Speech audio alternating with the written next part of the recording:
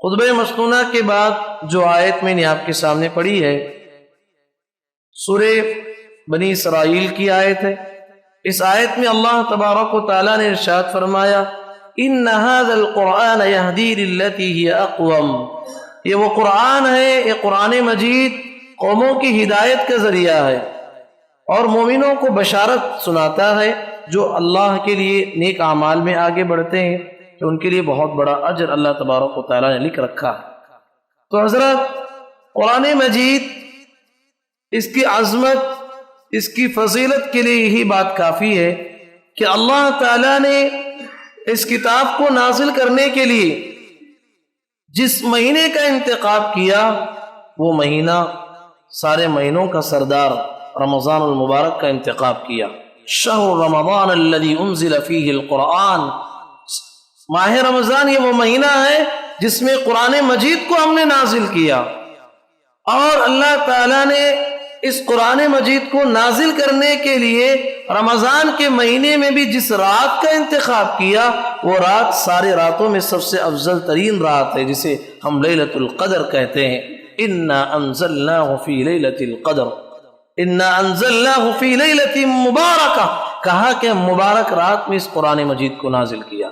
اللہ تعالیٰ اس قرآن مجید کو نازل کرنے کے لیے جس فرشتے کا انتخاب کیا وہ فرشتہ بھی سارے فرشتوں کا سردار حضرت جبرائیل علیہ السلام کا انتخاب کیا، اور اللہ تعالیٰ نے جس قلب پہ اتارنے کا ارادہ کیا وہ قلب تھا محمد الرسول اللہ صلی اللہ علیہ وسلم کا قلب۔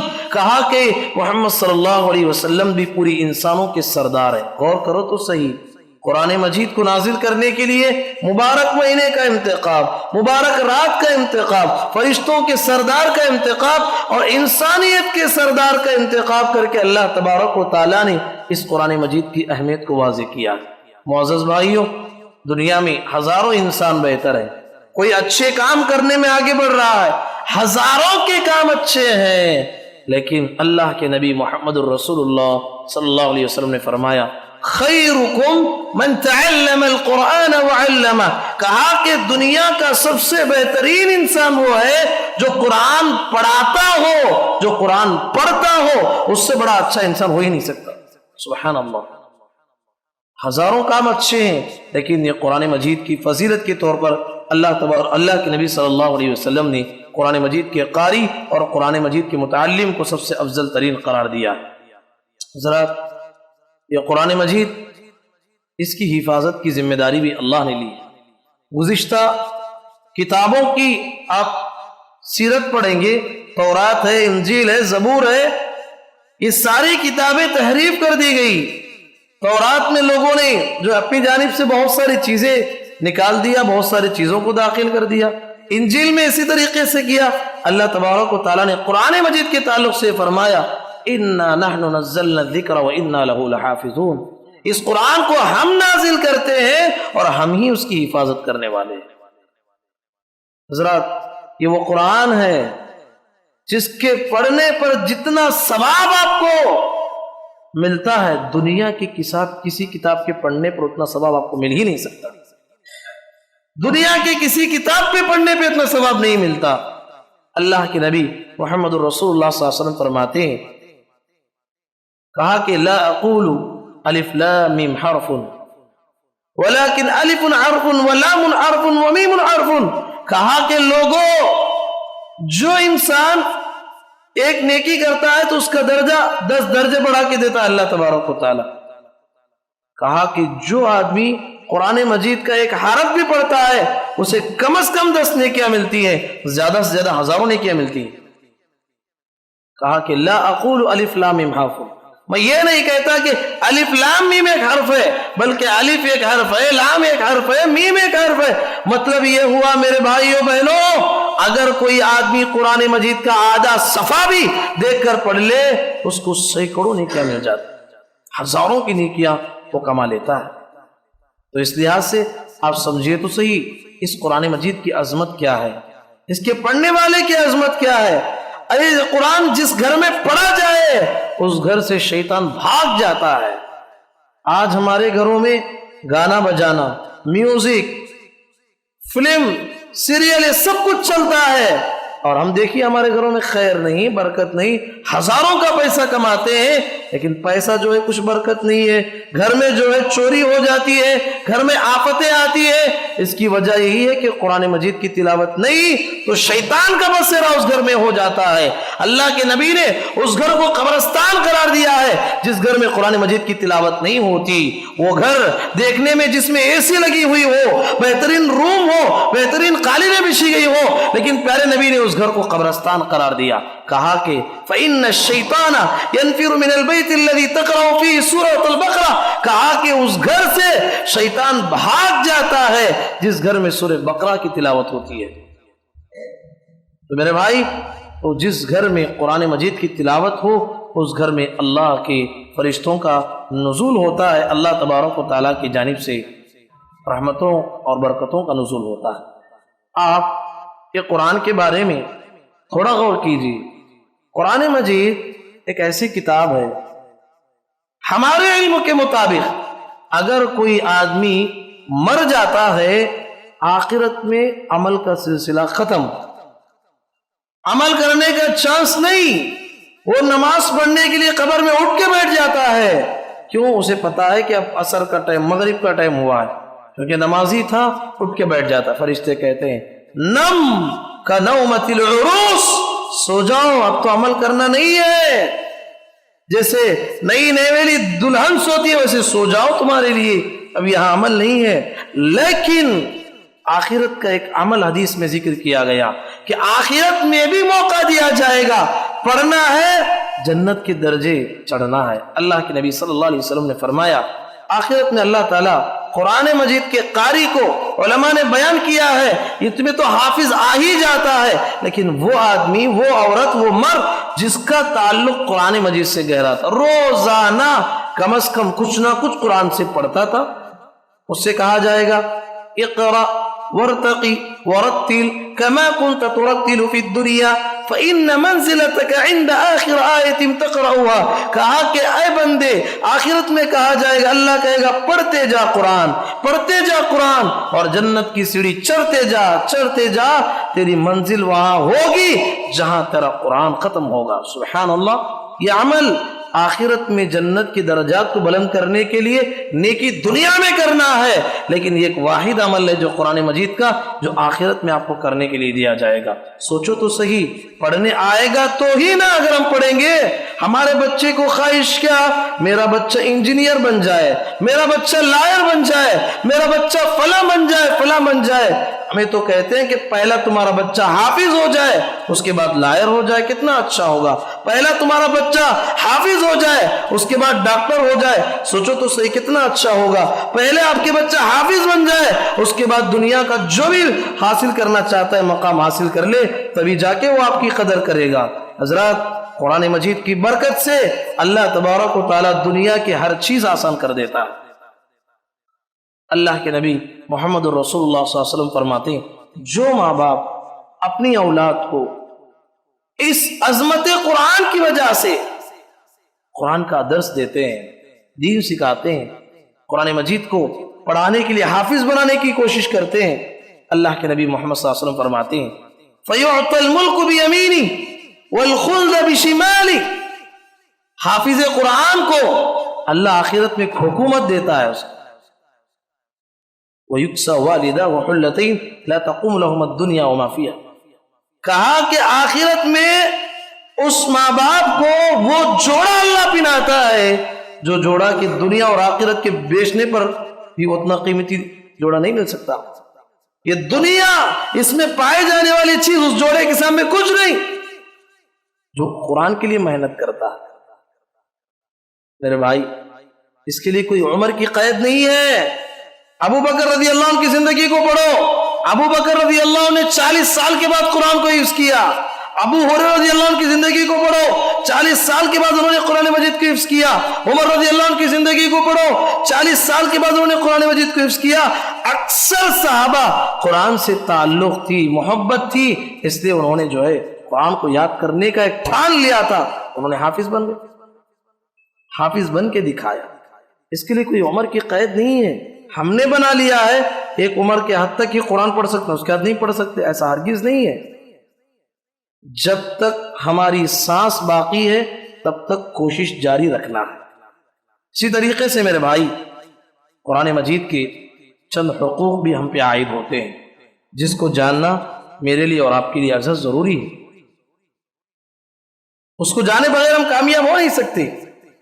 جب یہ کتاب اتنی عظمت والی ہے، اتنی محترم ہے، تو اس کے بھی کچھ حقوق ہیں جس کو ادا کرنا امت مسلمہ کے لیے ضروری ہے۔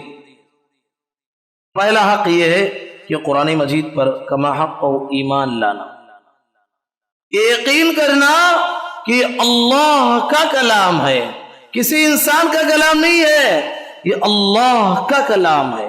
آپ دنیا کی ہزاروں کتابیں پڑھو، نماز قبول نہیں ہوگی۔ نماز میں قرآن مجید کے پڑھنے سے ہی نماز قبول ہوتی ہے۔ سورۃ الفاتحہ، اللہ کے نبی صلی اللہ علیہ وسلم نے فرمایا لا صلاۃ لمن لم یقرأ بفاتحۃ الکتاب، اس کی نماز ہی نہیں ہوتی جو سورہ فاتحہ نہیں پڑھتا۔ مطلب یہ اللہ کا کلام ہے، اس کے مترادف آپ جو بھی کلمات کہیں، جتنے بھی اللہ کی تعریف بیان کریں، وہ اس کے مقابل میں جو ہے کچھ نہیں ہو سکتی۔ تو کہا کہ کما حقہ، اس پہ ایمان لانا۔ تو آپ اس کی مثال دیکھیے، جو انسان کما حقہ اس پہ ایمان لاتا ہے، اللہ اس قوم کو کتنا بڑا درجہ دیتا ہے۔ اللہ کے نبی محمد صلی اللہ علیہ وسلم کے زمانے کو پڑھو، صحابہ اکرام سیرت پڑھ کے دیکھیے، جنہیں اونٹ چلانا نہیں آتا تھا، بڑے بڑے قیصر و کسریٰ والی سپر پاور طاقتیں ان کو شمار ہی نہیں کرتے تھے، لیکن جب قرآن نازل ہوا، قرآن پہ عمل کرنے لگے، قرآن پہ ایمان لایا، اللہ نے فرمایا کہ اللہ تبارک و تعالیٰ نے وہ مقام دیا، قیصر و کسریٰ جیسے بڑے بڑے بادشاہوں کے ایوانوں میں یہ جو ہے ان بڑے بڑے بادشاہوں کی آنکھوں میں آنکھ ڈال کے بات کرنے لگے۔ صحابہ کرام کی زندگیوں کو پڑھو، اللہ کے نبی صلی اللہ علیہ وسلم نے فرمایا ان اللہ یرفع بهذا الكتاب اقواما ويضع به آخرین، جو قوم اس پہ ایمان لائے گی اور اس کے حقوق ادا کرے گی، اللہ اسے بہت بڑا مقام دیتا ہے، بہت اونچا مقام دیتا ہے۔ یہ بات ہمارے بڑے بڑے کافروں کو، بڑے بڑے دشمنوں کو معلوم ہے کہ مسلمانوں کو زوال پذیر کرنا ہے، مسلمانوں کو زوال کی طرف لے جانا ہے۔ دو چیزوں سے دور رکھو، ایک قرآن سے دور رکھو، ایک خطبہ جمعہ سے ان کو دور رکھو۔ یہ دو چیزیں ہی جو ہے ان کے دل میں ایمان پیدا کرتی ہے، اور یہ دو چیزوں کی وجہ سے جو ہے یہ اپنی جان بھی اس راستے میں قربان کرنے کے لیے تیار ہے۔ تو کما حقہ ایمان لانا، جو قوم اس کا حق ادا نہیں کرتی وَيَضَعُ بِهِ آخَرِينَ، اللہ اس قوم کو ذلیل کر دیتا ہے اور رسوا کر دیتا ہے۔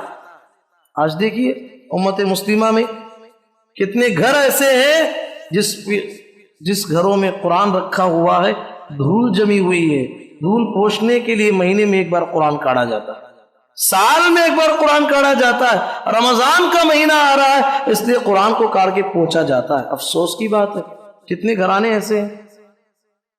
قرآن سے دل لگائیے میرے بھائیوں، قرآن مجید کا ایک عظیم حق یہ ہے کما حق اس کی تلاوت کی جائے۔ الذین آتیناہم الکتاب یتلونہ حق تلاوتی، وہ لوگ جنہیں کتاب دی گئی وہ کما حق اس کی تلاوت کرتے ہیں۔ قرآن مجید کا ایک علم ہے، وہ علم کے ساتھ قرآن مجید کو پڑھنا ہے، تجوید کے اصول کے ساتھ، اوقاف کے ساتھ قرآن مجید کو پڑھنا ہے۔ اس علم کو اگر ہم حاصل کریں گے کما حق اس کی تلاوت ادا ہوتی ہے۔ اللہ کے نبی صلی اللہ علیہ وسلم نے تو یہاں تک فرمایا کہ جو انسان قرآن کو اچھا پڑھتا ہے، الماہر بالقرآن مع السفرۃ الکرام البررہ، جو قرآن پڑھنے میں جو مہارت حاصل کرتا ہے، اللہ کے بڑے بڑے بزرگ فرشتوں میں اللہ اس کو شامل کرتا ہے، وہاں ان کی صحبت دیتا ہے۔ ہاں، جو انسان قرآن پڑھنے نہیں آتا، کوشش کرتا ہے وَيَتَتَعْتَعْ عَلَيْهِ، اور وہ کوشش کرتا اٹک کے پڑھتا ہے۔ نبی صلی اللہ علیہ وسلم نے فرمایا فَلَهُ أَجْرَانِ، اسے 2 اجر ملنے والے ہیں، ایک پڑھ رہا ہے، دوسرا کوشش کر رہا ہے، 2 اجر ملنے والے ہیں۔ کوشش ضرور ہمیں کرنا ہے۔ اللہ کے نبی محمد الرسول اللہ صلی اللہ علیہ وسلم کے زمانے کو پڑھو، نبی صلی اللہ علیہ وسلم کے صحابہ کیسے قرآن پڑھتے ہیں۔ ابو موسیٰ اشعری رضی اللہ عنہ، نبی صلی اللہ علیہ وسلم ان کے گھر کے سامنے سے گزرے तहज्जुद का वक्त है, कुरान मजीद की तिलावत हो रही है, नबी सल्लल्लाहु अलैहि वसल्लम के पैर ठहर गए, वहीं पर ठहर के कुरान सुनने लगे, तिलावत को सुनने लगे। फिर बाद में नबी सल्लल्लाहु अलैहि वसल्लम चले गए। सुबह हुई, अबू मूसा अशअरी रज़ियल्लाहु अन्हु को बुलाया, कहा कि अबू मूसा, रात में मैं तुम्हारी तिलावत सुन रहा था, ऊतीत मिज़मारम मिन मज़ामीर आली दाऊद, कहा कि दाऊद अलैहिस्सलातु वस्सलाम को अल्लाह ने जो सुरीली आवाज दी थी, उस आवाज का एक हिस्सा तुम्हें मिला हुआ है। अबू मूसा अशअरी रज़ियल्लाहु अन्हु ने कहा, अल्लाह के नबी, मैं तो पढ़ रहा था, लेकिन मुझे ये मालूम होता कि तुम बाहर खड़ के सुन रहे हैं, इससे भी अच्छा पढ़ना मुझे आता है, और अच्छा पढ़ता। सुभान अल्लाह। ये था सहाबा इकराम कुरान मजीद से ताल्लुक। ये चीज हमारी जिंदगियों में आना है। सहाबा इकराम मौका मिलता तो कुरान पढ़ने के लिए वक्त देते थे, और हम मौका मिलता है तो फोन पकड़ते हैं, बेकार की चीजें पढ़ते हैं और देखते हैं। देखिए कैसा नाजुक मौका है। जंग से वापसी के मौके पर एक सहाबी है, अल्लाह के नबी सल्लल्लाहु अलैहि वसल्लम ने देखा कि सहाबा थके हुए हैं, दो सहाबा को बुलाया, कहा कि सहाबा थके हुए हैं, सब सो जाएंगे, तुम दोनों जागना, हमारी हिफाजत करना और हमें फजर की नमाज के लिए उठाना। दो सहाबा, अब्बाद बिन बिश्र रज़ियल्लाहु अन्हु, अब्बाद बिन बिश्र रज़ियल्लाहु ताला अन्हु और अम्मार बिन यासिर रज़ियल्लाहु अन्हु, दोनों को मुतय्यन किया। अब दोनों जागते रहे। अब्बास बिन बिश्र रज़ियल्लाहु अन्हु ने कहा कि जागने में क्या फायदा है, कुछ नमाज तो पढ़ लेता हूं। नमाज की तिलावत शुरू की, नमाज में तिलावत शुरू की, पढ़ते रहे। दूर से दुश्मन देखा, एक तीर छोड़ा, सीधे तीर जाके पैर में पैवस्त हो गई, कुरान को जारी रखा। फिर दूसरी तीर लगी, कुरान को जारी रखा। तीसरी तीर भी दुश्मन ने छोड़ा कि इंसाने के पत्थर है, तीसरी तीर भी लग गई तो जमीन खून से लथपथ होने लगी। फौरन नमाज खत्म किया, सलाम फेरा, अपने बाजू में जो सहाबी सोए हुए थे अम्मार बिन यासिर रज़ियल्लाहु अन्हु जगाया। तो सहाबी उठे तो देखा कि जमीन पूरी खून से लथपथ है। कहा कि अल्लाह के बंदे पहले क्यों नहीं जगाया? कहा कि कुन्तु अक़रउ सूरतन फिल कुरान, कहा कि मैं कुरान मजीद में से एक सूरत को पढ़ रहा था, मेरे सहाबी मुझे इतना मजा मिल रहा था कि मेरा दिल चाहता था कि मेरी जान भी चले जाए, पहले मैं सूरे को खत्म कर लूं। रिवायतों में तो सूरे कहफ की तिलावत हो रही। सुभान अल्लाह। इस सहाबा का कुरान से ताल्लुक, ये बात मुझे और आपको समझ में नहीं आएगी। जो इंसान ईमान की लज्जत महसूस करता है, ये सारी तीर भी उसे कुछ काम जो है उसे कुछ एहसास नहीं दिलाती। मेरी और आपकी नमाज कैसी है? नमाज में अगर मच्छर भी काट ले, नमाज की हालत में मच्छर को मार के हम सांस लेते। ये हमारी इबादतों का हाल है। सहाबा इकराम कुरान मजीद से ऐसा दिल लगाते थे। कुरान मजीद से दूरी इख्तियार करके नजात नहीं मिल सकती। कब्र में जो सवालात होने वाले हैं उस पर आप गौर कीजिए। पहला सवाल होगा मन रब्बुक, तेरा रब कौन है। दूसरा सवाल होगा मा दीनुक, तुम्हारा दीन क्या है। तीसरा सवाल होगा मन नबीयुक, तुम्हारा नबी कौन है। बुनियादी सवाल तीन है। अब जो नेक बंदा होगा वो कहेगा कि मेरा रब अल्लाह, रब्बी अल्लाह, और मेरा दीन दीन इस्लाम है, और मेरे पैगंबर मोहम्मद रसूलुल्लाह सल्लल्लाहु अलैहि वसल्लम है। फरिश्ते चौथा एक सवाल पूछते हैं, तुम्हें ये बात कैसे मालूम हुई? वो पूछता है क़रअतु किताब अल्लाह, मैं अल्लाह की किताब को पढ़ा। व तसद्दक़तु, मैंने उसकी तस्दीक की। व आमनतु बिही, मैंने उस पर ईमान लाया। फरिश्ते उसे छोड़ देते हैं, जन्नत की खिड़की खोल देते हैं, कहते हैं कि तुम्हारा ये मकाम है। अगर कोई आदमी कुरान, दुनिया में कुरान से ताल्लुक ही नहीं, दुनिया दुनिया दुनिया दुनिया, और जो है दीन से ताल्लुक ही नहीं, कुरान को छोड़ दिया, उठाता ही नहीं, पढ़ता ही नहीं, पढ़ने की कोशिश भी नहीं करता, अल्लाह उसे सवालात को भुला देगा। रब्बी, तुम्हारा रब कौन है? हा ला अदरी। दूसरा सवाल तुम्हारा दीन क्या है? ला अदरी। तीसरा सवाल तुम्हारा नबी कौन है? ला अदरी। फरिश्ते गुर्जा उठाएंगे, उसके सर पे मारेंगे। ला तलीत वला दरी, कहेंगे तू कुरान तो न पढ़ने की कोशिश की है, न तिलावत करने की कोशिश की है। اس کے سر پہ گرزہ مارا جائے گا، یہاں تک کہ روایتوں میں آتا ہے ایسی چیخ مارتا ہے الا الثقلین، انسان اور جن کے علاوہ سارے مخلوقات اس کی آواز کو سنتی ہے۔ تو بتاؤ میرے بھائیوں، قبر میں جو سوال چوتھا ہونے والا ہے وہ قرآن کے تعلق سے، جب قرآن سے تعلق مضبوط رکھیں گے قبر میں ہمیں نجات ملنے والی ہے۔ تیسرا قرآن مجید پر تدبر کرنا، قرآن مجید پر غور و فکر کرنا ہے۔ اللہ تبارک و تعالیٰ نے فرمایا افلا يتدبرون القرآن ام علی قلوب اقفالها، کیا لوگوں قرآن پہ غور نہیں کرتے؟ کیا تمہارے دلوں پہ تالے لگے ہوئے ہیں؟ کیا تمہارے دلوں پہ تالے لگے ہوئے ہیں؟ غور نہیں کرتے، یعنی وہ دل پہ تالا لگا ہوا ہے جو قرآن پڑھ کے سمجھنے کی کوشش نہیں کرتا۔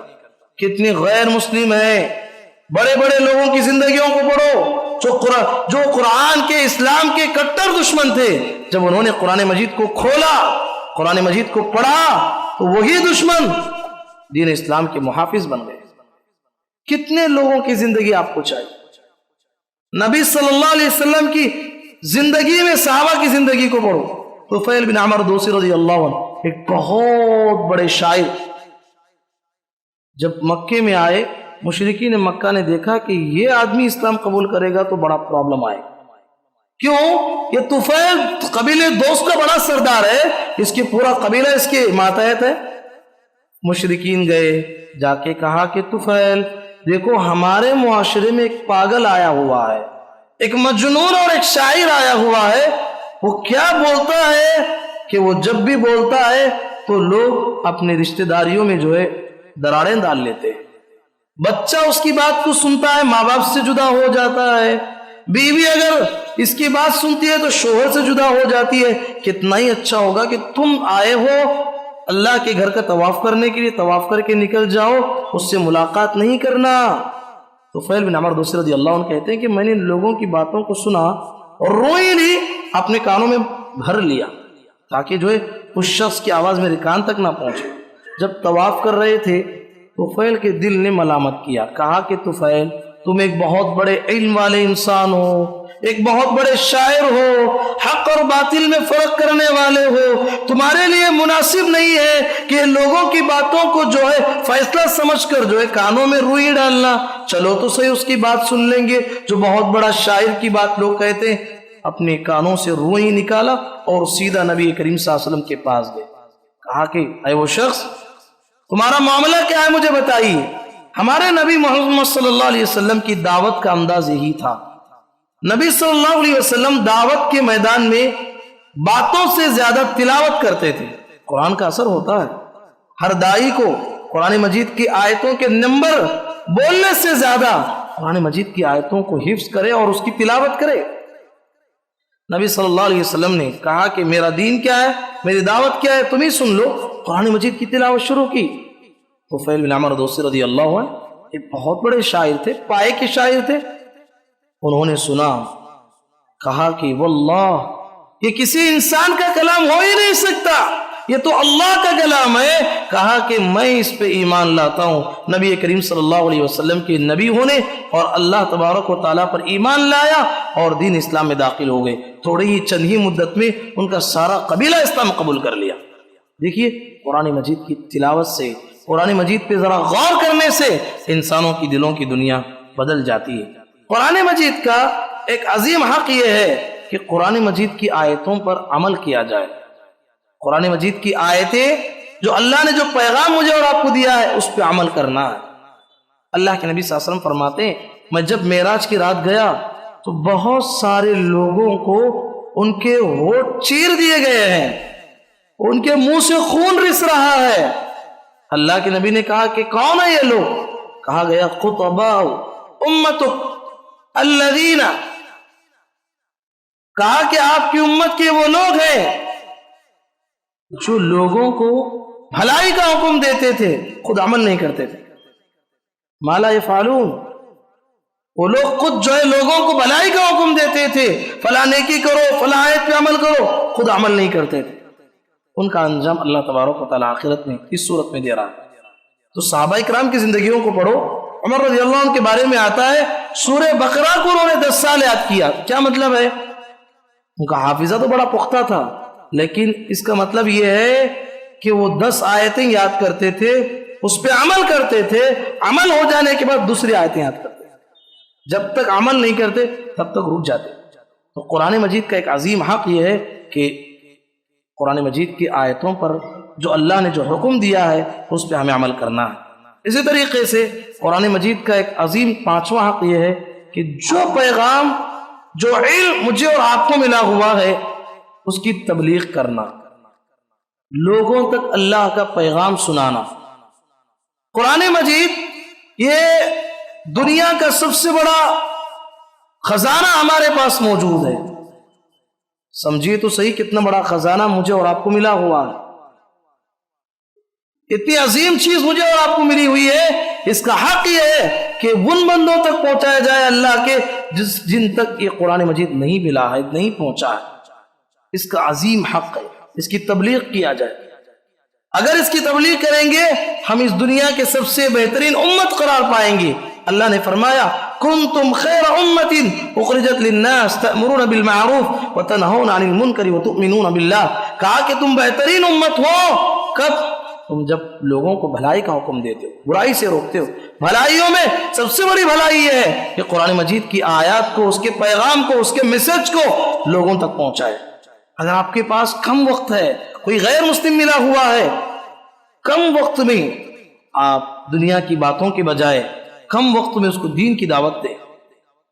قل هو اللہ احد اللہ الصمد لم یلد ولم یولد ولم یکن لہ کفوا احد۔ جب اس سے آپ کی اچھی بات چیت ہو جانے لگے، دیکھو کہ خالق کون ہے، مالک کون ہے، یہ پوری کائنات کو چلانے والا کون ہے، اس کے پیچھے خدا ہے، اس کا تعارف کیا ہے؟ اللہ احد، اللہ ایک ہے۔ اللہ بے نیاز ہے، نہ اس کی اولاد ہے نہ اس کے ماں باپ ہے، اس کے برابر کوئی نہیں ہے۔